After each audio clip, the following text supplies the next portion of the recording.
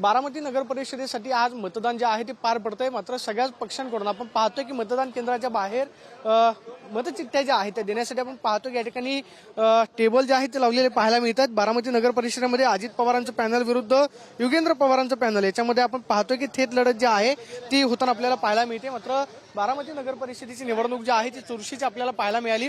सकाळपासून आपण पाहतोय की मतदान केंद्रामध्ये मतदानासाठी जाताना ही बारामतीकरांची गर्दी जी आहे ती आपल्याला पाहायला मिळते। वेगवेगळ्या पक्षांकडून आपण पाहतोय की या ठिकाणी टेबल जे आहेत ते लावण्यात आलेले आहेत। 41 नगरसेवक पदाच्या जागा आहेत, त्याचबरोबर नगराध्यक्ष पदाची एक जागा आहे। त्यामुळे बारामतीमध्ये नक्की काय होणार याची उत्सुकता जी आहे ती सगळ्यांना लागलेली आहे। उद्या मतमोजणी जी आहे ती पार पडणार आहे। मात्र बारामती नगर परिषदेची निवडणूक जी आहे ती पुढे ढकलण्यात आलेली होती।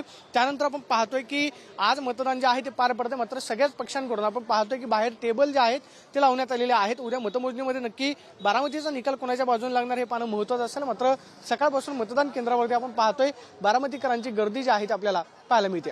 कॅमेरा पर्सन अभिजित पिसेसोनी, प्रदीप कापसे, TV9 मराठी, बारामती।